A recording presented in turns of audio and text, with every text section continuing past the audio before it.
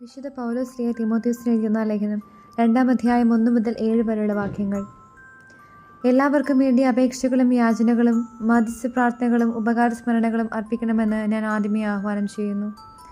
എല്ലാ ഭക്തിയിലും വിശുദ്ധിയിലും ശാന്തവും സമാധാനപൂർണവുമായ ജീവിതം നയിക്കാൻ നമുക്കിടയാകത്തക്ക വിധം രാജാക്കന്മാർക്കും ഉന്നത സ്ഥാനീയർക്കും ഇപ്രകാരം തന്നെ ചെയ്യേണ്ടതാണ്. ഇത് ഉത്തമവും നമ്മുടെ രക്ഷകനായ ദൈവത്തിൻ്റെ മുൻപിൽ സ്വീകാര്യവുമത്രേ. എല്ലാവരും രക്ഷിക്കപ്പെടണമെന്നും സത്യമറിയണമെന്നുമാണ് അവിടുന്ന് ആഗ്രഹിക്കുന്നത്. എന്തെന്നാൽ ഒരു ദൈവമേ ഉള്ളൂ. ദൈവത്തിനും മനുഷ്യർക്കും മധ്യസ്ഥനായി ഒരുവനേ ഉള്ളൂ, മനുഷ്യനായ യേശുക്രിസ്തു. അവൻ എല്ലാവർക്കും വേണ്ടി തന്നെ മോചന മൂല്യമായി നൽകി. അവൻ യഥാകാലം നൽകപ്പെട്ട ഒരു സാക്ഷ്യവുമായിരുന്നു.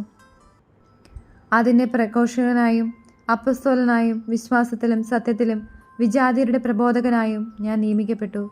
ഞാൻ വ്യാജമല്ല, സത്യമാണ് പറയുന്നത്. നമ്മുടെ കർത്താവായ മിശിഹായ്ക്ക് സ്തുതി. വിശുദ്ധ ലൂക്ക എഴുതിയ സുവിശേഷം 18-ാം അധ്യായം 1 മുതൽ 8 വരെയുള്ള വാക്യങ്ങൾ. ഭഗ്നാശരാകാതെ എപ്പോഴും പ്രാർത്ഥിക്കണം എന്ന് കാണിക്കാൻ യേശു അവരോടൊരു ഉപമ പറഞ്ഞു. ദൈവത്തെ ഭയപ്പെടുകയോ മനുഷ്യരെ മാനിക്കുകയോ ചെയ്യാത്ത ഒരു ന്യായാധിപൻ ഒരു പട്ടണത്തിലുണ്ടായിരുന്നു.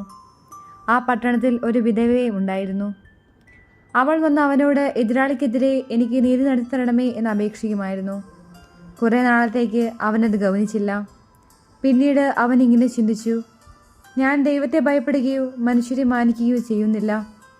എങ്കിലും ഈ വിധവ എന്നെ ശല്യപ്പെടുത്തുന്നത് കൊണ്ട് ഞാൻ അവൾക്ക് നീതി നടത്തി കൊടുക്കും. അല്ലെങ്കിൽ അവൾ കൂടെ വന്ന് എന്നെ അസഹ്യപ്പെടുത്തും. കർത്താവ് പറഞ്ഞു, നീതിരഹിതനായ ന്യായാധിപൻ പറഞ്ഞതെന്തെന്ന് ശ്രദ്ധിക്കുവിൻ. അങ്ങനെയെങ്കിൽ രാവും പകലും തന്നെ വിളിച്ചു കരയുന്ന തൻ്റെ തിരഞ്ഞെടുക്കപ്പെട്ടവർക്ക് ദൈവം നീതി നടത്തി കൊടുക്കുകയില്ലേ? അവിടുന്ന് അതിന് കാലവിളംബം വരുത്തുമോ? അവർക്ക് വേഗം നീതി നടത്തി കൊടുക്കും എന്ന് ഞാൻ നിങ്ങളോട് പറയുന്നു. എങ്കിലും മനുഷ്യപുത്രൻ വരുമ്പോൾ ഭൂമിയിൽ വിശ്വാസം കണ്ടെത്തുമോ? നമ്മുടെ കർത്താവായ മിശിഹായ്ക്ക് സ്തുതി.